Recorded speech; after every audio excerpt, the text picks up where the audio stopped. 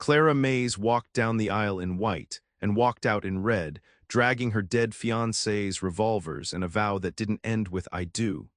It ended with "I will bury them all."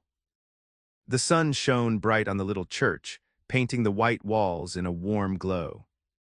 Inside, laughter and excited whispers filled the air. Clara Mays, a vision in her lace wedding dress, adjusted the delicate flowers in her hair. Her smile could melt glaciers. Today was the day. She was marrying Thomas, the kindest, bravest man in the territory. Guests, a mix of farmers, ranchers, and townsfolk, filled the pews. Children fidgeted, their eyes wide with anticipation, even old Mrs. Henderson, who never smiled, had a tiny, almost imperceptible curve to her lips. The air crackled with happiness. Outside, horses were hitched to the railing, their tails swishing lazily. A gentle breeze rustled through the cottonwood trees. Everything was perfect, too perfect. Suddenly, the church doors burst open with a deafening crash. The joyful chatter died in an instant. Silhouetted against the bright sunlight stood a group of rough-looking men, their faces hidden beneath dusty hats. Each held a rifle glinting menacingly. The leader, a tall, scarred man with eyes like chips of flint, barked a command. The wedding froze, the world tilted on its axis. The bright, happy scene turned into a nightmare.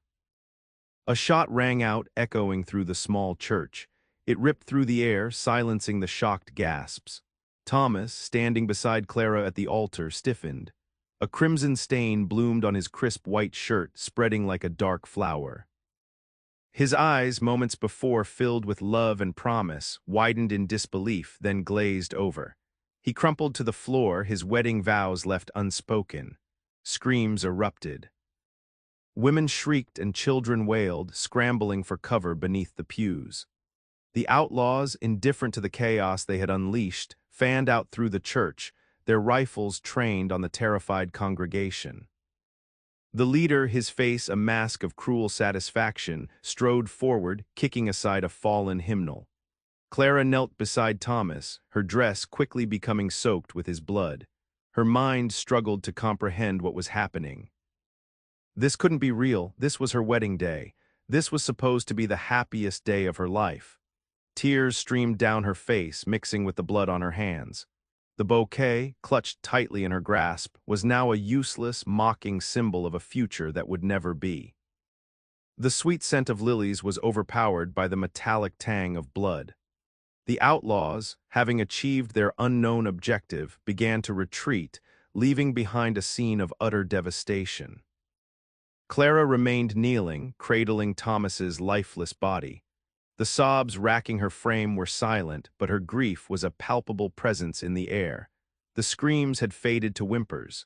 The only sound was the soft weeping of the bereaved. But something shifted within Clara. The grief, while still present, began to harden, to solidify into something else. It transformed into a cold, burning rage. This wasn't just heartbreak, it was a violation, an unforgivable act. They had taken everything from her. They had stolen her future, her happiness, her life. A flicker of steel entered her eyes. This would not stand. They would not get away with this. She would not let Thomas's death be in vain. A vow formed in her heart, a promise whispered to the silent figure in her arms. She would find them, she would hunt them down, and she would make them pay, every last one of them. The tears stopped, the sobs ceased. Only the cold, hard resolve remained. Clara rose to her feet, a woman transformed. The blood-soaked wedding dress, once a symbol of hope, now represented her shattered dreams, but it was also a banner, a declaration of war. She would wear it until justice was served. She moved with a newfound purpose, ignoring the stares of the shocked and grieving mourners.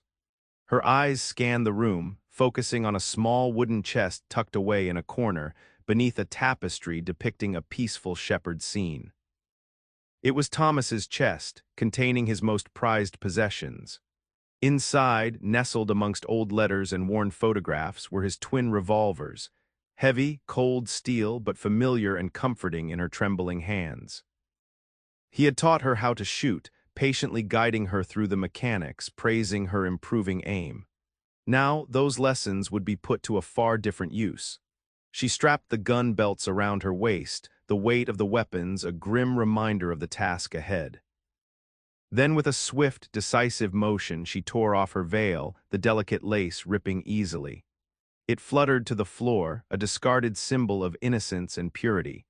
It was time to become someone else, someone forged in the fires of grief and fueled by a thirst for vengeance. Outside, the sun beat down on the dusty street. Clara ignored the concerned murmurs as she strode purposefully toward the hitched horses. The outlaws had left in haste, their escape messy. A clear trail of blood marked their path, droplets staining the parched earth like morbid confetti. One of them was wounded. Good. She mounted Thomas's favorite horse, a sturdy, reliable mare named Bess. Bess seemed to sense the change in Clara, the grim determination radiating from her. The horse stood patiently, waiting for direction. Clara scanned the horizon, her eyes narrowed against the glare. The blood trail led west toward the rugged canyon country, a dangerous place filled with hidden ravines and treacherous terrain. But she wouldn't be deterred. The outlaws had chosen their battlefield, and she would meet them there. With a soft click of her tongue, she urged Bess forward. The mare responded instantly, breaking into a trot, then a canter. The blood-soaked wedding dress billowed behind her like a tattered flag, a symbol of lost innocence and a promise of vengeance. The hunt had begun. The bouquet remained untouched in the abandoned church. The sun climbed higher, baking the land. The blood trail, though still visible, was starting to fade, absorbed by the thirsty earth. Clara urged Bess onward, her gaze constantly scanning the horizon. Flashback. Clara and Thomas sat by the creek, laughing. Thomas was showing her how to skip stones. "It's all in the wrist, Clara," he said, gently correcting her form. "You gotta give it a good flick." She tried again, and the stone skipped twice before sinking. "See, you're getting it," he exclaimed, his eyes sparkling with pride. Later they lay back in the grass, watching the clouds drift by. "We'll have a good life here, Clara," he said, his voice soft. "A family, a home, everything we ever dreamed of." The memory stung, a sharp reminder of what she had lost. Clara blinked back tears, tightening her grip on the reins. She wouldn't let herself dwell on the past, not now. There would be time for grief later if she survived. The present demanded action. She pushed Bess harder, determined to stay on the trail. The canyon loomed in the distance, a dark, forbidding silhouette against the bright sky. It was getting closer. The canyon walls rose up on either side of her, casting long, jagged shadows. The air grew cooler, and a sense of foreboding settled over Clara. The trail became steeper, more treacherous. Bess navigated the rocky terrain with sure-footed grace, but Clara knew they were entering a dangerous place. Flashback. They were dancing at the town social, Thomas's arm wrapped firmly around her waist. He twirled her expertly, making her laugh. "You're the best dancer in the territory, Mr. Mays," she teased. "Only for you, Miss Mays," he replied, his eyes twinkling. Later, under the starlit sky, he had kissed her, a tender, lingering kiss that promised a lifetime of happiness. The memory tightened the knot in Clara's stomach. A lifetime of happiness, stolen in a single, brutal moment. She gritted her teeth, pushing the pain aside. The canyon floor narrowed, forcing Bess to pick her way carefully along a narrow ledge. Above, vultures circled, their dark shapes silhouetted against the pale sky. It was a place of death, a place where justice needed to be served. The blood trail led deeper into the canyon's heart. Rounding a bend, Clara spotted them. 3 men huddled around a small fire, their horses tethered nearby. They were clearly expecting to be followed, but perhaps not so soon. They hadn't posted a lookout. The wounded man, his arm wrapped in a makeshift bandage, groaned softly. Clara dismounted, tying Bess to a stunted juniper tree. She drew both revolvers, the cold steel a comforting weight in her hands. She checked the cylinders, ensuring they were fully loaded. Thomas had always stressed the importance of preparedness. She moved silently, using the rocks and shadows as cover. Her heart pounded in her chest, but her hands remained steady. She had never killed anyone before. But these men were not innocent. They were murderers. They had earned their fate. She crept closer until she was within striking distance. Taking a deep breath, she stepped out into the open, her revolvers raised. "You," she said, her voice cold and unwavering, "the wedding is over." The three men scrambled to their feet, their eyes widening in disbelief and fear. The showdown had begun. The outlaws reacted quickly, drawing their own weapons. The air crackled with gunfire. Clara moved with surprising speed, dodging behind a large boulder as bullets whizzed past. She returned fire, her aim surprisingly accurate. One of the outlaws screamed and clutched his leg, falling to the ground. The remaining two scrambled for cover, firing wildly. Clara reloaded, her movements swift and efficient. She remembered Thomas's words. "Slow is smooth and smooth is fast." She focused on her breathing, calming her nerves. She peeked out from behind the boulder, spotting one of the outlaws attempting to flank her. She fired, hitting him in the shoulder. He stumbled back, cursing. The third outlaw, the wounded one, was still on the ground, writhing in pain. Clara advanced, her revolvers trained on the two remaining men. "Who sent you?" she demanded, her voice steely. "Who ordered the attack?" The outlaws hesitated, their faces pale with fear. They knew they were outmatched. This woman, this grieving bride, was more dangerous than they could have ever imagined. The one with the shoulder wound spoke. It was Jedediah Stone. He gasped, clutching his injury. He wanted the land. Clara approached the wounded outlaw, her face a mask of cold fury. "Where is he?" she demanded. "Where can I find Jedediah Stone?" The outlaw, his face contorted in pain, hesitated. Clara pressed the barrel of her revolver against his forehead. "Tell me," she hissed, "or I'll send you to meet your maker right now." Fear finally broke him. "He's at the old Miller Ranch," he stammered. "North of here, about a day's ride. He uses it as a hideout." Clara lowered the revolver slightly, but her gaze remained unwavering. "How many men does he have?"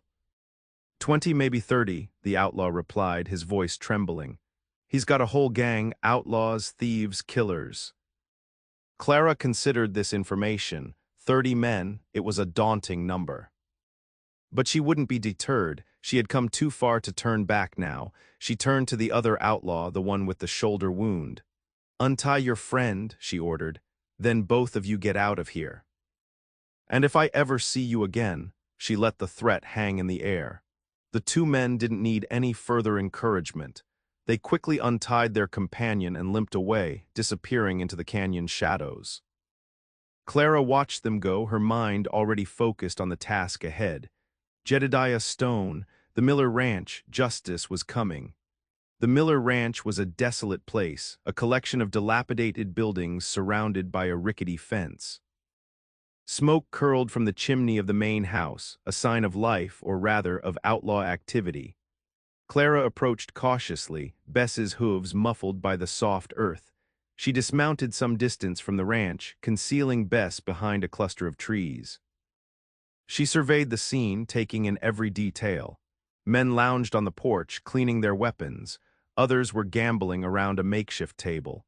The air was thick with the smell of stale whiskey and unwashed bodies. Clara drew her revolvers, checking the loads one last time. She knew the odds were stacked against her. But she had come too far to turn back now. This was it, the final showdown. She took a deep breath, steeling her nerves. Then with a fierce yell, she charged toward the ranch, firing her revolvers. The element of surprise was on her side. The outlaws, caught off guard, scrambled for cover as bullets whizzed past. The final act had begun. The bouquet was still in the church, a world away from the chaos about to unfold. The ranch erupted in chaos. Gunfire echoed through the air as Clara fought her way toward the main house, cutting down outlaws left and right. She moved with a speed and precision that surprised even herself. The rage that fueled her gave her strength and focus. She kicked down the door of the main house, finding herself in a large, sparsely furnished room. At the far end, seated at a table with a half-empty bottle of whiskey, was Jedediah Stone. He looked up, his eyes widening in surprise, then narrowing with cold anger. Well, well, he said, his voice raspy, if it isn't the grieving widow. I expected you to be weeping in some corner, not causing me trouble. You killed my husband, Clara said, her voice trembling with barely suppressed rage. You stole my future. Business is business, Stone sneered. He was standing in my way. Now I'm standing in yours, Clara replied, raising her revolvers. Stone stood up, drawing his own gun. You're a fool to come here alone, he said. You can't win. I already have, Clara said, her eyes locking with his. You just don't know it yet. The two stood facing each other, guns drawn, the tension palpable. Then, in a blur of motion, they both fired. The final act of vengeance was at hand. The sound of gunfire echoed through the room. Stone crumpled to the floor, a bullet hole in his chest. Clara stood panting, her revolver still smoking. The other outlaws, witnessing their leader's demise, scattered and fled, abandoning the ranch. Clara stood alone amidst the carnage, the blood-soaked wedding dress a grim reminder of the day's events. She had achieved her vengeance. Jedediah Stone was dead. The men who had destroyed her life were gone, but the victory felt hollow, empty. She sank to her knees, the weight of her actions crushing her. She had become a killer, a dispenser of justice in a lawless land. But at what cost? Thomas was still gone. Nothing could bring him back. The land Stone wanted was hers, but it was a desolate inheritance. She looked down at her hands, stained with blood. They were no longer the hands of a bride, but the hands of an avenger. The bouquet remained untouched in the church, a symbol of a life that would never be. Clara had achieved her revenge, but she was left with nothing but a bitter victory and the profound weight of her loss. The sun set, casting long shadows over the desolate ranch, a silent testament to the heartbreak and rage that had consumed her.